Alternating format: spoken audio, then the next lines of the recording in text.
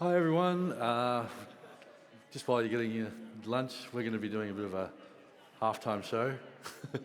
um, but we're going to be talking about communications, media, and stakeholder guidelines for working with First Nations organisations.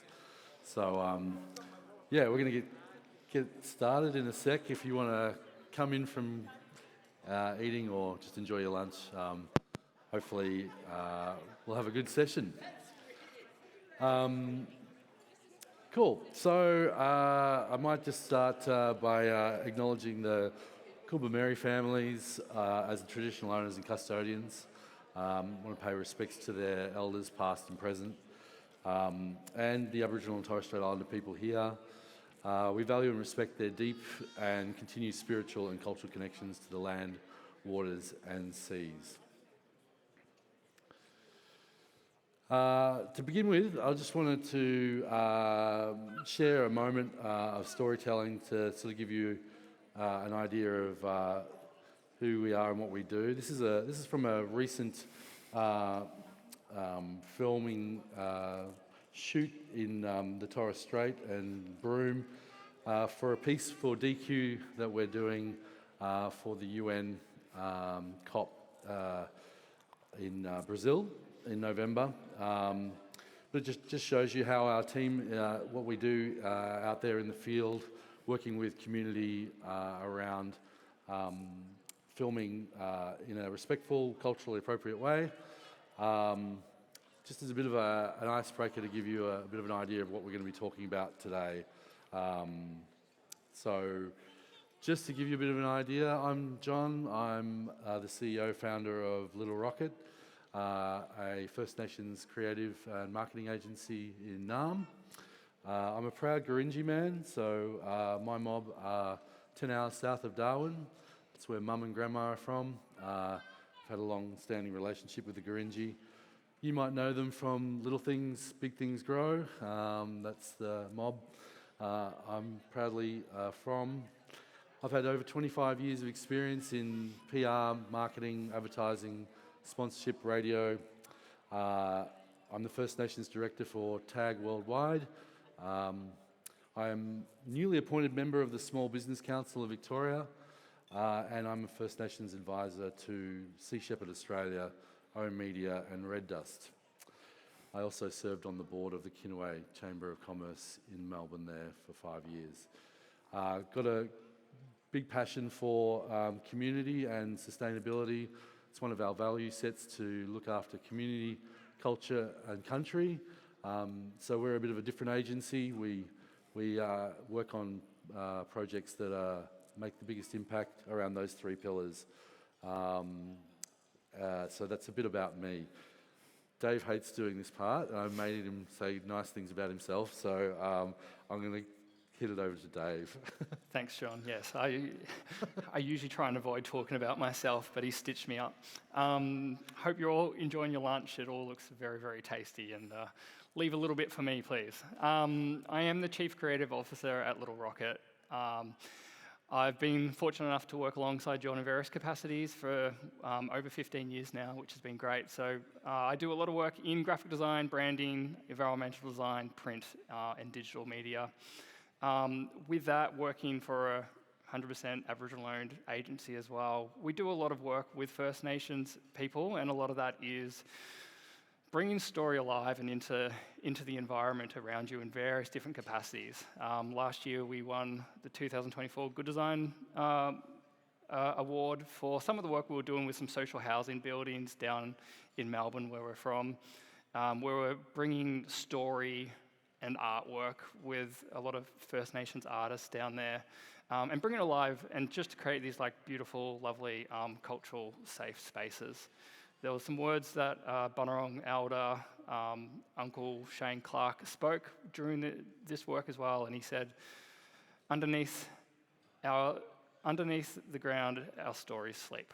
And I think that's really relevant to everyone here as well, and the work that you do, and that connection to land, and that duty of care to bring and elevate those stories out for everyone to enjoy. I oversee the creative output at Little Rocket. I have been I have had some exposure with land care in the early days. My parents both land carers down at Macclesfield Land Care Group in Victoria. And one of my first graphic design jobs actually was when I was a freelancer and still studying about 17 years ago, and I did a little brochure for the Macclesfield Land Care Group. So it's pretty cool to now be here in Queensland on the big stage to talk about this project that we've been engaged to do with land care. I've also spent 2 years living out on Gurindji country, which was an incredible experience, where I worked a lot with the school, the local arts centre, the Gurindji Corporation as well over my time, doing design in all kinds of facets. And the learnings I got over those 2 years working with community was incredible and has really helped me see the world and inform how I approach things through design today. So we're talking about the guide that we've been working on. So this guide that we've been working on is a product of collaboration, rich insights and First Nations knowledge. It consists of many conversations, meetings, workshops that has led to this point.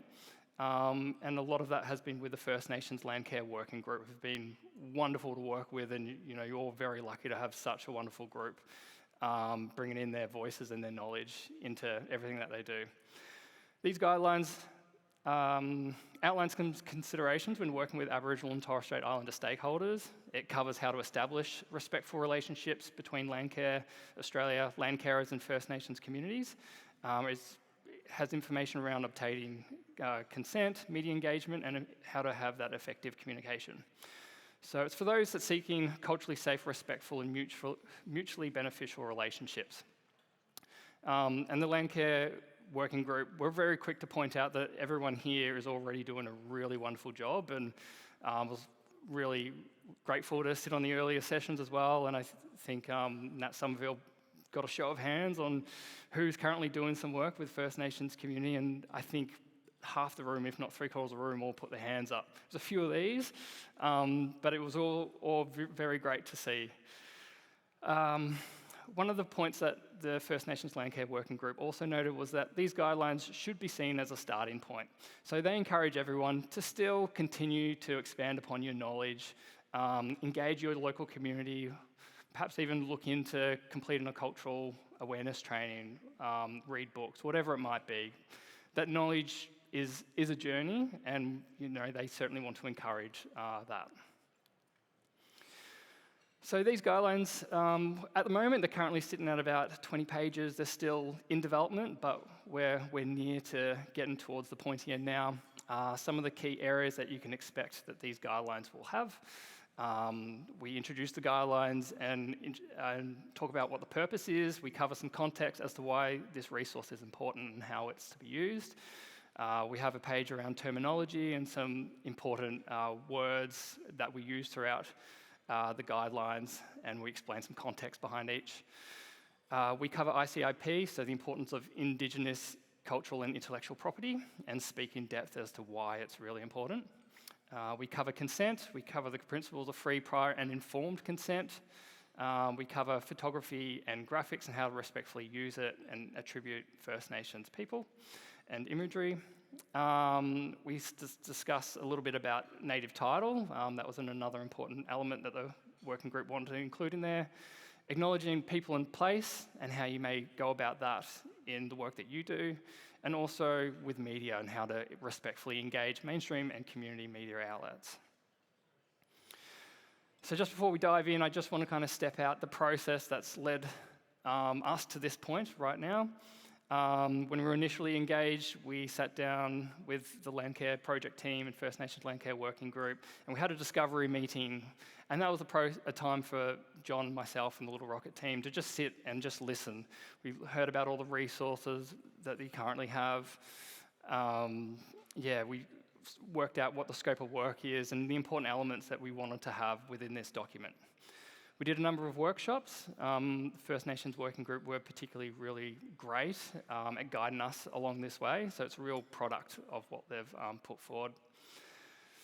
The consultation, as I mentioned, we are still in progress at the moment. There will be broader consultation with land care stakeholders, including government orgs, First Nations orgs, and land carers from all states and territories until we finally settle and release this guide for everyone to utilise. And then following that, it will go one more final review, and then if all things going well, hopefully this will be available to everyone towards the back half of the year.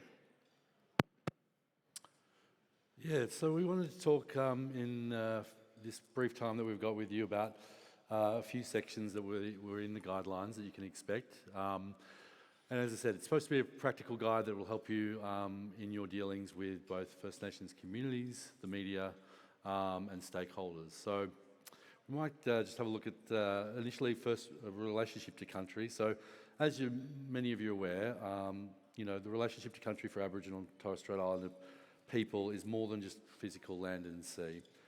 The relationship is reciprocal. People care for country and country cares for people. Every language group and community has its own unique connections, knowledge systems, and ways of caring for country. Building genuine relationships start with respecting country as a partner in the work, not just as a location, but where it takes place. I had the opportunity to film, as I said before, for this really important docu-series that's going to be shown from a First Nations perspective about how climate change is affecting Australia. And that will be premiered in Brazil in November as part of COP. Two of the people that we were privileged to interview, Auntie and Dr. Anne and Paulina, in Broome, had a really great way of summing it up and said that she had a responsibility to the river and the river had a responsibility to her, to keeping it healthy. Talks about this spiritualism, talks about this relationship, which is really a different way of treating land care or treating country. First Nations communities have a deep connection. Uncle Yessi Mosby, I got the privilege to travel to Masig and the York Island and film him there. And he described the earth as his mother and the sea as his father. And when the climate is out of kilter, it makes the mother confused and the sea angry, the father angry. Really interesting way of kind of depicting how First Nations people view country and their relationship to it. So within the guide, we cover off some of the terminology that is often used. For example, Aboriginal and Torres Strait Islander communities and what they prefer to use. So for example, in this guide, land carers preference through the working group the use of Aboriginal and Torres Strait Islander peoples instead of the words Indigenous or First Nations where possible. Part of this is because, as we know, the term Indigenous was sort of imposed on First Aboriginal and Torres Strait Islander communities, and the term also historically was used to apply to plants and animals. So some Aboriginal and Torres Strait Islander communities see this as an offensive term. So we've gone through and created a terminology for all land carers to be able to use appropriate terminology and preferential terminology that land care would like to use. Indigenous cultural and intellectual property, it's a hot topic at the moment, especially in our space. We deal with a lot of cultural engagement and trying to work with organisations to educate and inform about the significance of intellectual property. And by that we refer to things like traditional ecological knowledge, stories, which include oral history, languages, songs, ceremonies, artworks, sacred sites, cultural objects, and digital media. For a long time, this sort of information has sort of been used and traded within Australia, and there's now some framework, albeit still developing, on how to protect Aboriginal and Torres Strait Islanders' cultural knowledge and cultural intellectual property. So we deal a lot with that on a daily basis, from artworks that we're dealing with, especially in this day of AI, trying to protect Aboriginal and Torres Strait Islanders' intellectual property rights, through storytelling, through filming and sharing of stories. So we're trying to make sure that land carers have a sense and an understanding of that new framework, ICIP, in which to make sure that they are able to work safely in that environment. It's important to know it's a living heritage that continues to evolve with communities, tied intimately to country, identity and kinship. Aboriginal and Torres Strait Islander peoples have inherent and national legislative rights to protect and manage their ICIP as affirmed by the UN Declaration of the Rights of Indigenous People. So Landcares has identified the following commitments and the rights of First Nations people. So we're encouraging to seek free, prior and informed consent before collecting, recording or sharing any cultural material. Some practical ways in which that can sort of work out in our space is that when we are talking or filming First Nations communities with media, we get their consent for us to record that, not only their stories or the content that they're wanting to share, but then we give them the opportunity to share that information with their land councils, with their mob. So that's a piece of information that's not only available to why they're being engaged, but to their community. Anyone else that's featured in the piece or that they're talking about, that they also have access to that information, that we attribute them correctly. So it's really important to rewrite history and progress the reconciliation process here in Australia is to effectively build in proper attributions to stories, to relationship to country. So that's really important. So respecting Aboriginal and Torres Strait Islander authority and leadership in decisions about sharing culture and knowledge. Ensuring accurate attribution as well, so recognising individuals, communities, language, groups or nations. Protecting sensitive or sacred knowledge from misuse or public exposure. An example, we were filming out in Little River, which is sort of the Northern Territory there as a part of this series, and we were told to turn the cameras off in particular sacred sites or sacred men's or women's business areas. Supporting rights to equitable benefit sharing, so whether it's monetary or community-based, negotiated transparently before any use. So in large parts about that is that ensuring that they understand their rights, understanding how they can use this information and where that storytelling, where that information is going to be shared. Very important for that process to be respectful. Rights to access, control and withdraw consent of any data. We've had some instances where certain information has been shared at a particular point in time. Things have changed within community and community have advised us we no longer want to share that information. So being sensitive and understanding that. Following cultural protocols and local governance in all our work and building respectful ongoing relationships beyond single projects. We've made it a cornerstone of our work that we are not just transactional. We're not there to do just a filming project or sharing a story, creating an animation, doing a design. We're there to listen, understand, form a relationship, and show respect. And that's really important to what we do. So Landcare see that as well as a real benefit to their operation and their orientation. I'll throw over to Dave on the legal and ethical foundations. Thanks, John. Landcare, they're doing a wonderful job already, but they want to elevate themselves and do the best job, basically set the bar as to where to sit when it comes to these legal obligations. So these guidelines speak about Landcare's commitment to leading the way when it comes to implementing best practice, which is in line with important international agreements such as the UN Declaration on the Rights of Indigenous People, which in a nutshell is about protecting the rights, dignity and self-determination of Indigenous peoples worldwide. Landcare also operates within the boundaries of Australia laws that offers some protections for cultural heritage and copyright, such as the Aboriginal and Torres Strait Islander Heritage Protection Act, Native Title Act, Copyright Act and Privacy Act. I should also note that Landcare recognise that legislation does not always fully cover Aboriginal and Torres Strait Islander people, their communal rights, which is why Landcare Australia, they're going beyond their legal compliance to prioritise cultural safety and Aboriginal and Torres Strait Islander leadership in all of their projects. So as I said, really leading the way in their commitments, which is fantastic.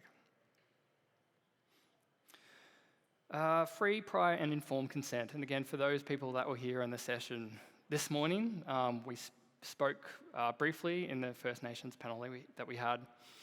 Oh no, sorry, on the wrong one. How Landcare Australia works with ICIP in project. I skipped ahead.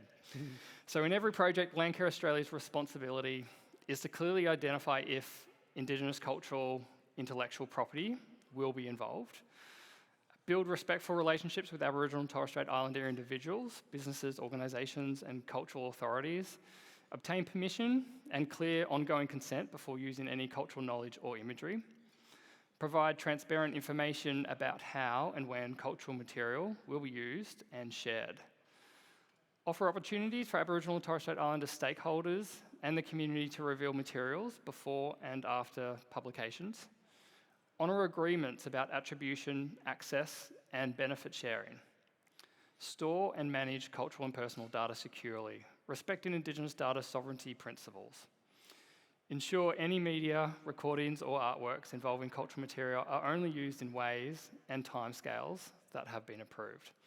So this commitment will ensure that the relationships you build will be respectful and will elevate your next projects. Back to free, prior and informed consent. So yes, this was covered off in the First Nations panel earlier today, and we've spoken a little bit further in these guidelines as well. So at the heart of Landcare Australia's work with ICIP is the principle of free, prior and informed consent, which basically means Aboriginal and Torres Strait Islander people have the right to make decisions freely, without pressure or coercion, be fully informed well before any cultural material is recorded or shared, understand how all information, images or stories will be used, set clear conditions or restrictions on usage, how to review and withdraw consent if required.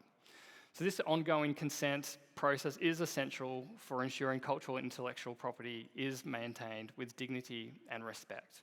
This is their knowledge, they're the owners of this knowledge, and it has to be respected, and they need to be, communicated as to how it's going to be used. A good example is the DQ project that John touched on earlier. We had some of those slides. With that process to work with the talent, it was really rigorous and robust at Little Rocket. So just to get yourself a bit of a guide as to how you may go about it. First, we looked at it and identified the talent. We understood some of the stories that the talent may bring to the project.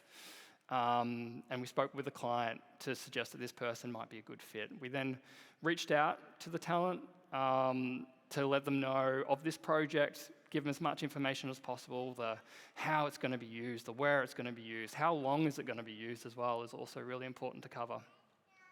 We had a pre-screen with the talent. This is the chance to kind of build that relationship with the talent, get to know each other. There's been a lot of talk about listening, yarning today. Cup of tea, I don't think I've ever heard cup of tea mentioned so many times in a conference, but having a cuppa, getting to know the person and understanding their story is very essential to building this respect and that listening. So we went about the pre-screen, we had the interview, we went about the interview. Our team's very well versed at conducting interviews in a really culturally safe manner, respecting how it's going to be filmed, where it's going to be filmed, ensuring that we facilitate a nice, comfortable environment for them. Following this, there was all the consent forms that was signed as well, licensing agreements, Indigenous data sovereignty contract as well, which John's going to cover in the next slides. Yeah, Indigenous data sovereignty. So Landcare is committed to seeking explicit permission before collecting data.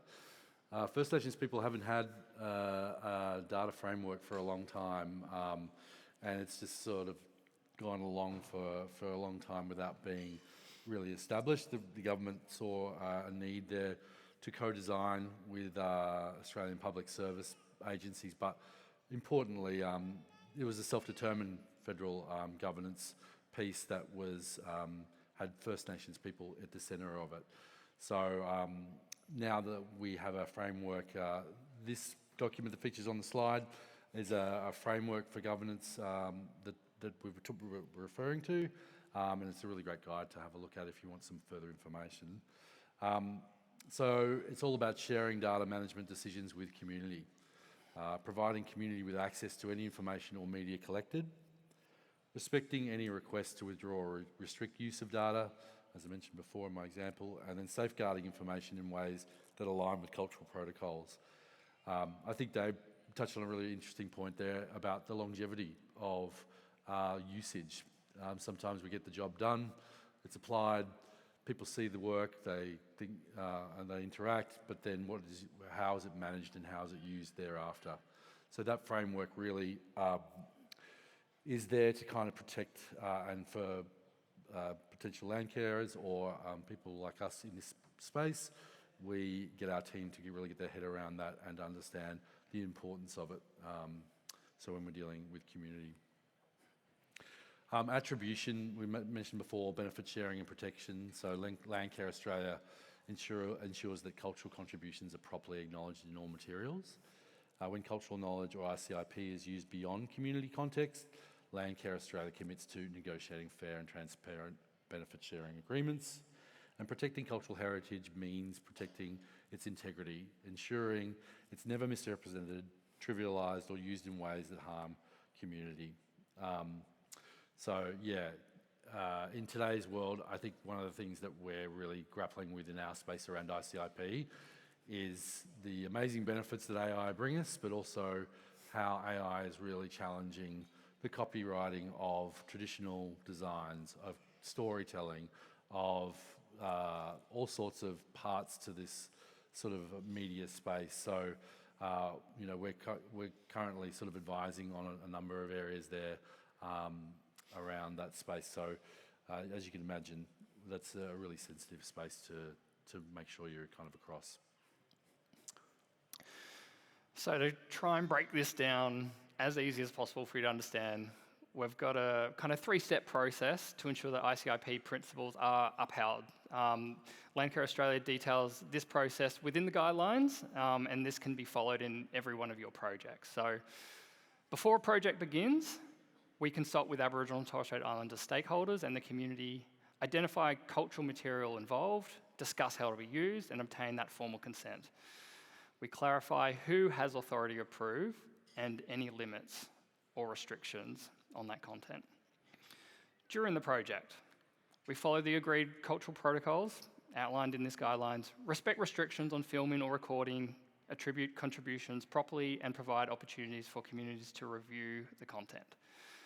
Cultural information needs permission from community leaders to be shared, and that's important to understand as well. Ensure that the person that you are speaking to does have that authority to speak to that subject matter.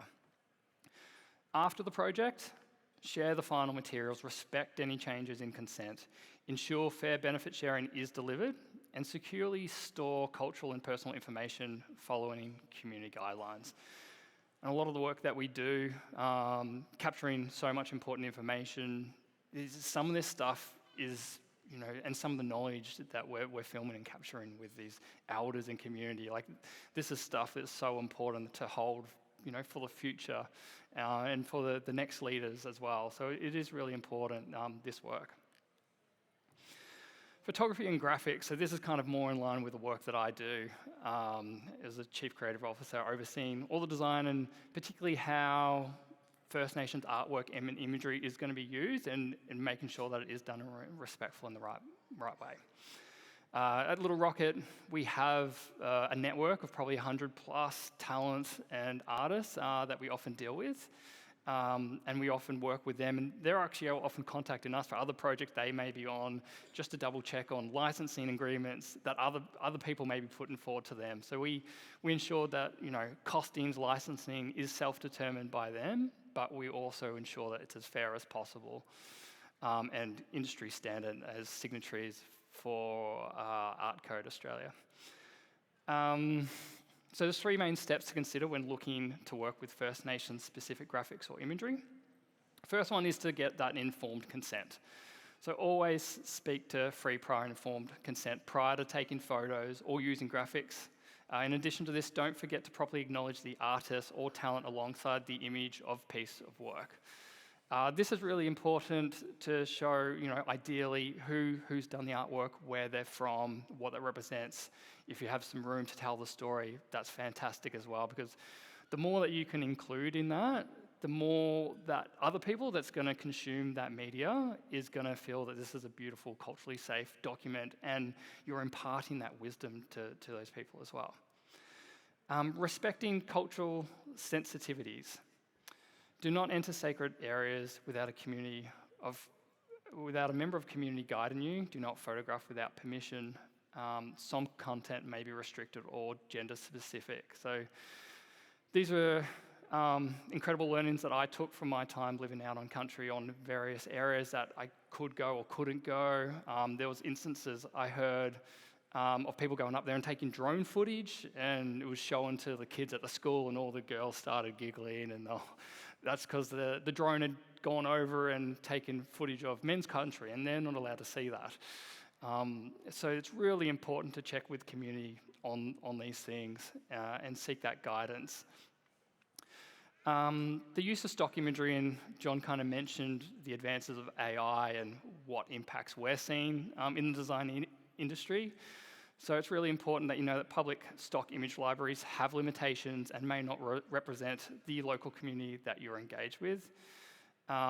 Be cautious when purchasing stock imagery as well. In some instances, the images may not be appropriate. They may perpetrate negative stereotypes. It may not be culturally relevant for that particular group that you may be speaking about. So it shouldn't look kind of tokenistic.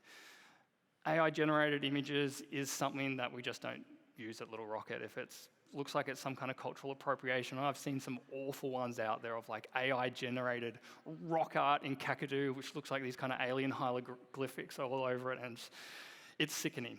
And that's something we're trying to stamp out and speak to those companies that allow in these kind of AI stock imagery to take place, because it's cultural appropriation right there. I might also just add, Louis, Yeah. we do a lot of vectorisation of Aboriginal art, First Nations art, and we always advise our team not to put artworks into AI-generated servers, platforms, because that just perpetuates the issue. So even though we might be able to do things that we hadn't been able to do, we're very sensitive about when we take artwork, for example, not to use certain AI mechanisms so that doesn't just continue the problem. Yep. The First Nations Landcare Working Group also want to just briefly touch on native title in the document.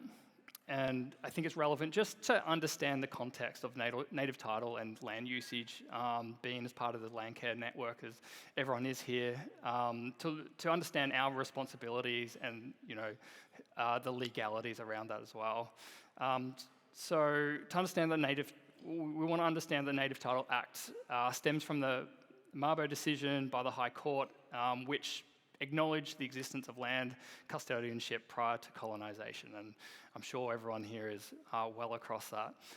So in some cases, native title grants, Aboriginal and Torres Strait Islander communities have a say in how country is used. So it may also grant rights such as access, hunting, fishing, conducting ceremonies.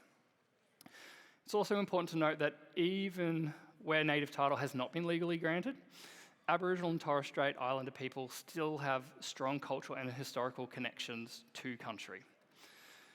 Respectful engagement should recognise both the legal rights and the enduring cultural responsibilities that Aboriginal and Torres Strait Islander peoples hold, regardless of the land's formal tenure. So it's about having that respect for the lands that we're all working on, and knowing that we're working with the oldest continuing ongoing land carriers in the country, in the world. So to have that mutual respect and sharing that and knowledge that we belong to the land, and they've been custodians and stewardships for this land for so long. Acknowledging people in place. An acknowledgement of country is a statement made out of respect. It can be delivered by anyone and should be done at the start of the gathering. The distinction between an acknowledgement and a welcome to country is a formal cultural protocol delivered only by a traditional custodian or elder of that country. So that's the main distinction there. About delivering an acknowledgement or an elder or custodian delivering a welcome. It can be used at the start of gatherings, in email signatures, websites, publications, or when visiting another country or community. A personalisation of acknowledgements of country are encouraged. I love the way in which my account director always leads off with his acknowledgement, acknowledging how he loves the country he knows he lives on and loves.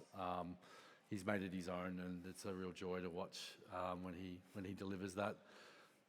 We love seeing that personalisation of really identifying what the country means to you, why you'd like to acknowledge the custodians, and what you hope for in that process. It's a real great meeting place for you to be able to express your feelings about the country that you love and live on, and the gratitude that you have in and around that. Discussing some key points around media, the mainstream media. We do a bit of work in that space, and just want to run you through these 5 sort of areas about when dealing with media to consider with First Nations communities. So I often find that I have to prepare journalists around beforehand about some significance of the details around the storytelling. So communicating the significance of the story and the cultural sensitivities to observe, brief them on what's appropriate to ask, words or terms to avoid, and permissions.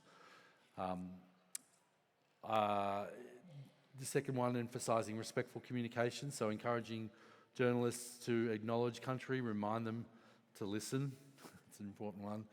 Make sure they understand the importance of ICIP. Working with elders and community representatives is a little different. So journalists should be guided on how to show respect. Encourage journalists to check whether wider community consensus is required before publishing. It can be easy, it can be simple things just like around eye contact and how that's a different thing in First Nations communities. And dealing with certain language groups or referencing certain areas. I often find our media process, if it can be as informed as possible with as many links and making it as easy as possible for journalists to take the assets that you produced in one hit, usually that you're trying to make the job easier for them in the process, obviously educating where possible. So framing the story, focus on strengths and leadership within communities, discourage deficit-based narratives. We've heard a lot of that in Australia, and I think First Nations communities would all probably agree we're kind of sick of that narrative. But I also want to point out, I think it's really important not to deny the realities of the past and the context of history. They're two very different things, but also allow Aboriginal and Torres Strait Islander peoples to speak for themselves. Never a great thing to speak on their behalf. Again, that's been done for a long time as well, and we're trying to get to a point of that self-determination. Whenever in community, whenever talking with community, I find that the biggest thing to focus on is to listen, which is really important. It's amazing what you can hear. Also, fact-checking and approvals. So encourage journalists to confirm names, language groups, place names, and spelling carefully. Assume that they're going to run the article as you write it or as you present it, because sometimes fast media, they don't have the time, they don't have the ability to do that in real time. A great example, we organised the Freedom Day Festival on country to acknowledge the who commemorates Vincent Lingiari and the walk-off that led to Aboriginal land rights in Australia. And there I am in on country in 40, maybe pushing 40-degree heat, and I've got media calling me from everywhere wanting comment and fast comment because it's going to be run in the news that afternoon or that evening. Really important to keep your head and to work out and ensure they understand what you're saying and what's going to be published in print, because you don't have the time to cross-check, to edit, so it's real time. So I think when you're dealing with media, whether it be mainstream or First Nations media, just make sure, confirm. So is this what we're saying? This is what we're doing, you know, and get it in writing if you can. But these guys also have very hard deadlines that they're dealing with. So yeah, best to get to know journalists and understand what their pressures are, understand what they're dealing with, and develop a reciprocal sort of relationship there. So encourage journalists to confirm names, language groups, place names and spellings where possible, and where possible, stories should be checked with interviewees before publication to ensure accuracy and avoid misinterpretation. Community media, so when approaching community media, identify outlets that serve the specific communities or regions relevant to your project. There's definitely certain media outlets that potentially you wouldn't engage with on First Nations related matters because they develop or bring a certain perspective. I always like to challenge that and still go out to as many as we can, or to try and educate those guys of the interest in the story, and try and report without bias, if there's such a thing. Reach out early, introduce yourself and your organisation, why your story matters to the community. I think that's really important. Clearly outline the purpose of your communication and how it will benefit the audience. Use this guide to ensure content you pitch is culturally sensitive, accurate and inclusive. So we want this guide to be really practical. Have it with you when you're out and about, dealing with media, dealing with community, and be able to just cross-reference. Yep, we've checked that off. They're aware of this. We've got the names right. Just a bit of a checklist. And it'll allow for different lead times for different editorial. We've got someone from First Nations Media here. I'm sure you could do a session on this, brother, but about how that can really be a factor within your reporting. So all different media have different timelines. They're on different cycles. So to be aware of that as well. So in summary, we're going to beat the clock, Dave. We're going to hit this. As we talked about, acknowledgement and respect, really important when dealing with First Nations community. Respect cultural authority, align practices with community cultural values. Building relationship is so important. Take time to develop those relationships. Trust me, you'll never regret it. Half the work that we do, I feel like I'm not doing work at all, and I'm just getting access to these amazing ancient stories that have been passed down, and you'll never regret that process. Be present. I think that's what I try to enforce with our team, is always to be present in person where possible and show consistency, not contractual, transactional contact. You want to take the next couple? I'm powering through. Communication protocols. Listen. I can't stress that enough. That deep listening, you're just going to gain so much of it. And I think there's been that's kind of been touched on a little bit this morning, whether it was just from Costa introducing the session today with just beautiful kind of nature sounds. I think it was it Samantha Murray or Nat Somerville? I think it was Samantha Murray just kind of taking us back to close our eyes and take us to a place of that we really, love, that's really important to us. And that reciprocity as well, which also kind of came up from, I believe, Lindsay earlier. Listening, and you listen, and what you receive back, how can you return that, is really important. Avoid assumptions. Use plain, clear, and respectful language, also really important. Do you want me to keep going, or we alternate? 2 for 2? Yeah. Cultural sensitivities. So be flexible and respectful of men's and women's business. Understand these kind of cultural protocols. It's really important. Be respectful of sorry business. Know that sometimes sorry business can last days, it can last weeks, it can last months. It can be tricky sometimes when you're working projects, and John and I, we often have projects where we're about to engage, or we might be doing a shoot, or we're waiting for some artwork to come through for a project, and then the member that we've been dealing with has sorry business, and you just have to respect that process, and you have to communicate that to the client, and just go, well, sorry, but this is, cultural protocol, and they may get a bee in the bonnet, but you just have to respect that. Be cautious of inappropriate imagery and language as well, as I kind of touched on previously. Yeah, and I think to that point, it's just sort of educating your clients and stakeholders about what that means, how, particularly around sorry business, how First Nations community deal with grief, deal with processing, respect with their matriarchs, their patriarchs, their elders, their community members.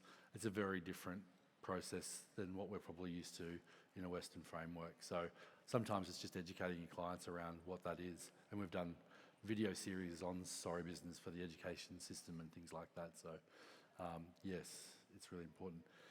Community consultation. Consult early and often, ensure free, prior and informed consent, as we said. ICIP, respect ownership of stories, songs, art and knowledge. You want to finish this off? Sure. Employment and engagement. So offer opportunities for employment, offer fair compensation, and support cultural obligation. And one of the sessions when we did the workshops with the First Nations Network working group, they kind of spoke about an example of this is you may be doing some planting, and if you engage with community, you never know. They may be looking at trying to introduce some native grass species or something like that. And that is a perfect way where you can kind of work with community, reach out and see how you can align some of the things that you're doing with them. Ongoing learning. So cultural awareness training, wonderful. If you're able to kind of advance your knowledge in that way, you may be able to advance your knowledge in other ways as well, through reading, consuming media, whatever it might be, engaging community. Own your mistakes as well. I think that's kind of a nice one to almost wrap things up. Personally, myself, as an ally, as a non-Indigenous Anglo-Celtic kind of background, there's so much kind of cultural load that First Nations people have to carry. And it is kind of also relevant to the young crew that was speaking this morning, and the burden that they feel. Be an ally for those people. Take on that responsibility yourself. Your mistakes are going to happen, but at least you're going to be doing something, and you're trying. And I know that everyone here will be doing their best to do it the right way. And if you stuff up, and everyone makes mistakes, just own it. Like, you make a mistake, that's fine, big deal, because you're probably going to make those relationships better and stronger in the long run by just owning those mistakes. So don't be afraid. Get out there and do it. Yeah, and we're focused on a platform of peer-to-peer. Like, First Nations people aren't interested in benevolence. We like to co-design. We like to do things together. And every time when we talk to community, they're like, "That's all right, mate. You'll get it right the next time." Or, they're encouraging. They're open. They're willing to share their community and culture.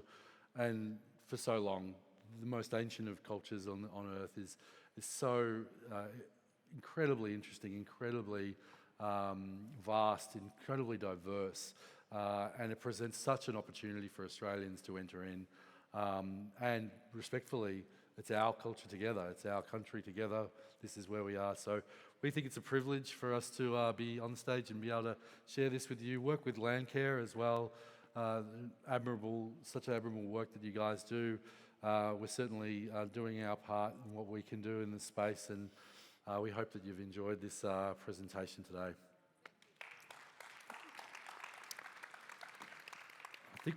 I'm not sure, I think we might have some time for questions, but this gentleman, there's one here and one here. He's been patient. Okay. I Okay. saw your arm go up before, thanks. And then yeah. ICIP. What is ICIP? Yeah, we can just go back to that slide.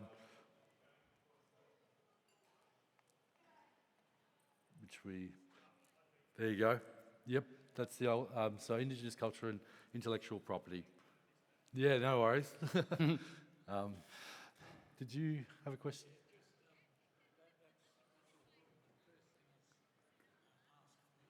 Yes.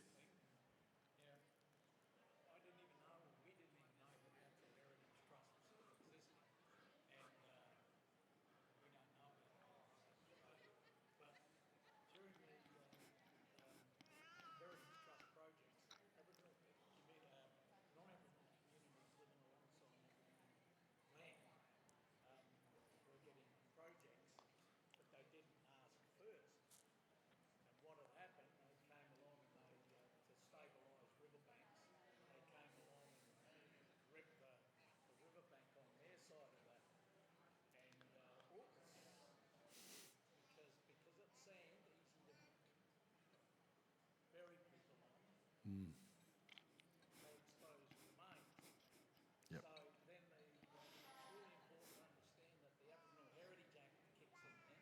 Yep.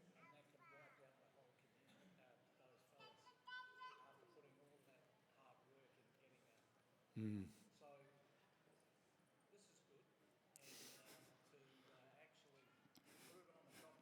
Yep.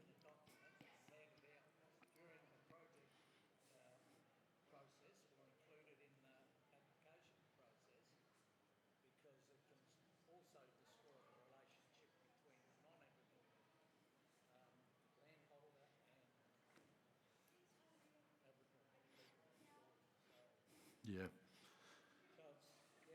Ask first. Yeah.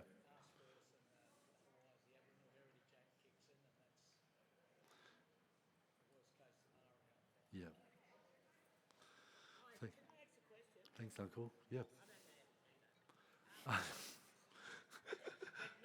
Yeah, yeah, right. Can I ask a question? Like, there's a lot of you guys, I guess that's your company. How much is happening because there's a big influx and there's a big overlap of companies doing this thing, going out into communities. Mm. But we've found that, and some of them attached to universities and all that sort of stuff. Mm-hmm. And how you said the indigenous cultural, the intellectual property rights Yep. and knowledge. That's a bit of a doozy. And how do you work on that with really defining and honing in and making sure Yep. that all that cultural intellectual property rights belongs to the people and the organisation, and keeping it in-house Yep. first and foremost to secure in a secure place. And how to use things when you're promoting your project. How do you actually protect that information Mm. when you're dealing with other people, when you're trying to go for funding to get stuff? Yep. So this is my question. That was my question. Yep. How do you go about that to make sure that the security of our information is that? Yep. And then what are the, I say, how much of that information do you disclose? Yep. So we have a framework and a terms and conditions that we issue clients, and to be honest, at the moment we're educating clients, even government social procurement, about this. That pushback, we get a lot of pushback around. Well, this is our copyright. We've engaged you to produce this video series. We're producing this artwork, whatever. Then it's ours. And we said, no, no, no, no, no. You own the access to the copyright of the end product. The intellectual property belongs to the artist, the person telling the story. So often these days we're finding ourselves in this pushback scenario where governments and corporate clients that just don't have enough literacy around this, don't have enough framework, and so we end up in these scenarios. Yeah. And we're constantly in that sort of predicament that, okay, we see it as good. It's really great to do this because we ain't got the funds to do it. Yep. So, and stuff that we want to do we haven't pushed forward with it. Yep. Because there's, we're not lawyers. No. Within the Yep. document, there's hidden clause, hidden lines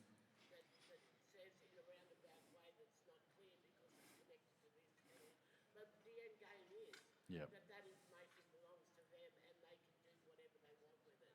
So within contracts, Yep. contracts is a major thing Yep. that us as Aboriginal people really need to think, because when we're signing up for something, we really need to know that every little bit of information, the unedited film, all of the stuff Yep. is coming back, and we can use that willy-nilly to benefit our own stuff in delivering our own Yes. education resources, promotional Yep. stuff, whatever. So that needs to be the thing, and that is a common thing with contracts. Yes. With 100%. contracts when service agreements. Yes. Yep. So yeah, that was one of the things. But I'm just wondering, do you actually do service agreements with the organisation itself, or do you on behalf of government, or Yeah. We often work as a conduit on behalf. Yeah. We're the in between, and we're providing people with framework or tools or templates and things to help to use that. Some really good other resources would be your traditional land council, or another one would be potentially your Chamber of Commerce, the Aboriginal Chamber of Commerce in your state. They've had some education and understanding and work in ICIP, so they're a good reference point. But hopefully you'll be able to use this as an application, as our uncle said, when going through some of those situations. But yeah, it is very challenging when it gets into those throes of the legal process. Have you heard of Terry Jenkins? Yes, yes. That's how we've kind of based our work often, and with, yeah, for sure. I'm in County Traces region, so I will be holding some workshops with Terry Jenkins. Oh, fantastic. Cultural intellectual property, going back the elders. Yeah, well, she wrote the book. Yeah, yeah. She's the author of a lot of that stuff. So yeah, that's where we're based it on. So that's for New South Wales. Do you know if there's any similar legislation happening around the states and even at that national level? I know there's other First Nations legal representatives in other states doing work like Terry, Dr. Terry, in terms of particular state development around ICIP. Certainly in NAM, we've been observing the development of that, but probably in each jurisdiction, I wouldn't know exactly what's going on there at the moment. I've taken more of a sort of a national approach through Terry's work to establish our framework. Yeah. I also know the artist Bibi Barber. She's Yep. fairly involved at a national and international level around cultural and intellectual property after Yep. the artwork was stolen by motel in Poland. Right. Okay. She's another really good person to get a hold of. She was working as an Aboriginal engagement officer with National Land Care Network, Okay. but yeah, she's not there anymore. Okay. But yeah, I'm trying to get a hold of her to get her included in cultural and intellectual property. Yeah. Great. Oh, that'd be helpful. I might get that after this from you if you're around. what's your name? John Burgess. Gurindji mob. Yeah, I can't see that part of the shirt. Oh, Little Rocket. So, yeah, named after my niece, Little Rocket. But, yeah, we're just based in Naarm. There's 23 staff there. We work nationally. National campaigns. We did the National Reconciliation Week rollout this year. Do a lot of work in sustainability, education, health. Dave heads up all the out of home, decolonising spaces with public housing, all these kind of really amazing things. So we're a full end-to-end agency. So all in-house audio-visual, communications, design, marketing, PR. I should have, yes. I'll get you one. Thanks, Yeah. Auntie. We got the rental ourselves. Yeah. Because I'm that you. Oh. No, you go first. You, So when it comes to reach, I wish more people were here. yeah. Because I think sending out press releases and stuff, and connecting with people like myself Yep. who write these stories, like I get a lot of dog shit coming through, Oh, I bet. you know. Yeah. But Little Rocket has always given me good stuff that's culturally sensitive. Names are spelled right. Mobs are spelled correctly. Just little things like that that really annoy me. Yeah. I bet. That will annoy the rest of the mob. Just little things because it shows respect. Yeah. At Yeah. the end of the day. But like at NIT, obviously obviously we do our thing. We're independent. We're not run by anybody else, SBS, nothing like that. So we can write exactly what we want to write. How you know how Auntie wants to write it. Write about her doing her paintings or whatever it is. But you said that, and sorry if you said it. I was obviously having lunch. Yeah, you're right. Annoying. But you know, when it comes to reaching out to someone like other news organisations Yep. who aren't as inclined to write positively about Indigenous people, have you ever? I don't know. Are you? I know you said you still do it, but are you a little bit hesitant? And have you ever had, I guess, a bad experience on a Yep. story that you sent out and gone, hang on a second, Yep. what have you guys done here? Yes, it definitely with the Murdoch Press, before certain publications like that, you have no control on what ends up being published. And it was a story covered a couple of times, and it's just been, they've engaged you under the premise of what you think is a positive lens, and they want to do a good story, community focused, and then it goes to press and it's totally different. So I just refuse to work with those journalists anymore. If they're going to burn you through a transaction like that, under the premise of something else, well then I've got to learn my lesson and do my due diligence. But certain journalists have reputations about how they write.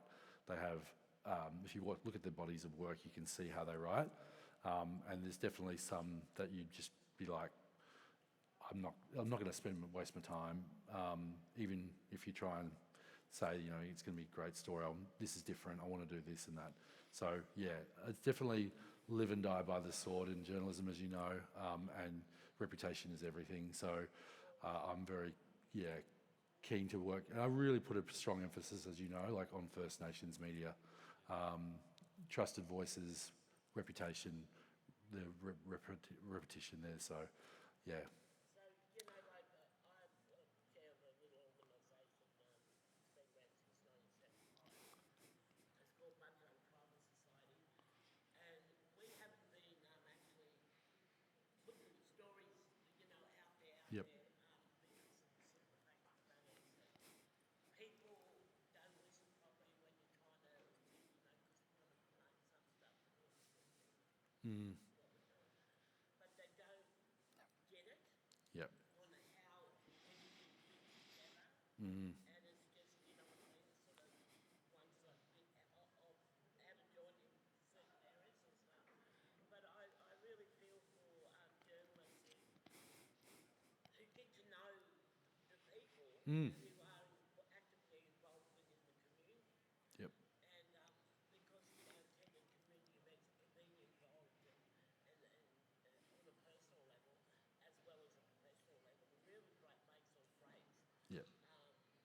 when it comes to promotion, media, all that sort of stuff that we're doing. So I just think that, you know, what I'm trying to say is that, you know, we, in the next couple of months, we're going to be going through a media search about all this stuff. But at this time, we're just sort of sitting back and thinking, hey, just let go, because we've got to pick and choose time, and timing is everything. Yeah, it You is. know, timing is the key of when to do a Yep. media release about something. Yep. So I guess one of the things is that how do you find when you use a system, community or thing that goes with business in terms of getting it right, getting it out there? Do you take into all of that other outside stuff that can affect For sure. not only the story itself, Yep. but the content within that story? Yeah, and relevance to what's going on around at the time. So yeah, and showing where your story fits into what's going on in the public conscious at the time. That way, it can appeal to media outlets as in, look, this is a really great aspect of what's going on around this environmental issue at the moment. We're doing some of this work with you. It'd be really great. It's kind of, yeah, trying to make their job as easy as possible as well. And relevant content will always have more engagement. So, yeah. I'm getting the wrap up. So I have to, I think the next one's due. So I'll just want to say thank you again. Thanks for all the questions and just having the opportunity to share that guide. I think the guide will be really practically helpful for when land carers go out to media dealing with community. They can have it with them and kind of just go off checklist or, give them some, we've got some final consultation after the conference, and I think in the coming months it'll be available. So, That'll be available on Landcare Australia site. yes, yep, published on there. Yep. All right. Thanks, guys. Thanks for sticking Appreciate around, it. Thanks everyone. for sticking around. Thanks. Thank you.